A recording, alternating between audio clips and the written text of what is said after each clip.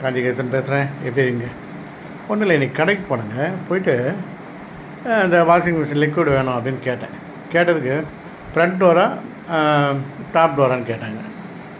இதுக்கு அதுக்கு என்ன வித்தியாசம்னு கேட்டால் சொல்ல தெரில.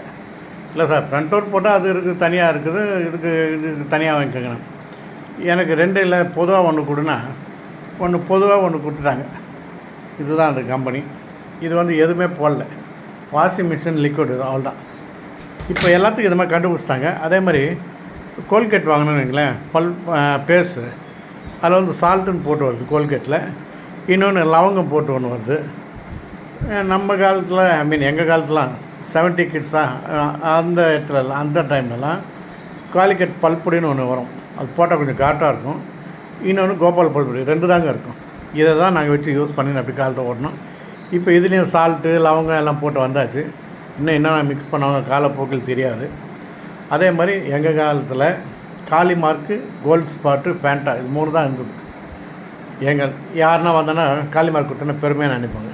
அப்போ அந்த காளிமார்க் கம்பெனியை மூடிட்டு இப்போ அது பவுண்டான் ஆகிடுச்சு. ரொம்ப டேஸ்ட்டாக இருக்கும். அது இப்போ பவுண்டான் உருவாடுறது நல்லா ரன் ஆகுதுன்னு வைங்களேன். அது மாதிரி நிறைய பேர் இதாகிடுச்சு. அதே மாதிரி இந்த கிளினிக்கு கூட இருக்குங்க, டாய்லெட் கிளீனர்னு ஒன்று இருக்குங்க.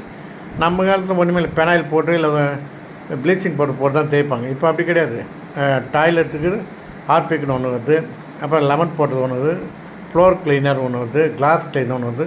அதே 4-5 ஐட்டம் வச்சுன்னா நம்மளுக்கு குழப்பிடுறாங்க. கேட்டால் அதுக்கு என்ன வித்தியாசம் சொல்ல தெரியல. எது வேணால் போடலாம் சார், சும்மா இது போட்டால் கொஞ்சம் நல்லாயிருக்கும் பளிச்சுன்னு இருக்குன்றான். இன்னும் நல்லாயிருக்கும், எனக்கு ஒன்றும் புரியல அப்படின்னு. அதே மாதிரி பாருங்கள், இன்னொன்று நம்ம மார்னிங் சாப்பிடுவோம் இல்லையா பழையது, அது பழையது சாப்பிட்டு நம்ம வெளியே சொன்னால் என்னடா தண்ணி சாதமா அப்படின்னு கேட்பான். இப்போ அதையே ஒரு பாட்டிலில் போட்டு ஹைஜீனிக் ஃபுட்டுன்னு விற்கிறாங்க, ட்ரிங்க்குன்னு 250 ரூபா ஃபாரின்லாம் விற்கிறாங்க. அதுதான் முன்ன நம்ம சாப்பிடும்போது ரைஸ் எடுத்துக்காதீங்க, சுகர் ஏடுன்னு சொன்னால் அதே அவங்க இப்போ இதை எனர்ஜி ட்ரிங்க்குன்னு சொல்லி அதை விற்கிறாங்க. இப்போ மட்டும் அது சுகர் ஏறாதா? அதனால் பாதி அவங்க சொல்லுவாங்க. ஆனால் நம்மளும் கொஞ்சம் உஷாராக இருக்கணும். ஏன்னா அது வியாபார நோக்கத்தில் போதா என்னன்னு தெரில, அதான் விஷயம். அதே மாதிரி ஆயிலில் கூட பாருங்கள், எல்லா ஆயிலும் ஒன்று தான். இதில் கொலஸ்ட்ரால் கம்மி, இதில் இப்படி இருக்குது அப்படி இருக்குதுன்னு சொல்லி ஆயிலே 4-5 ஐட்டம் கம்மி மாற்றி சொல்லுவாங்க. இந்த விஷயம். அதே மாதிரி இன்னொன்று ஒரு டெய்ல்ஸ் ஒன்று வந்திருக்கு.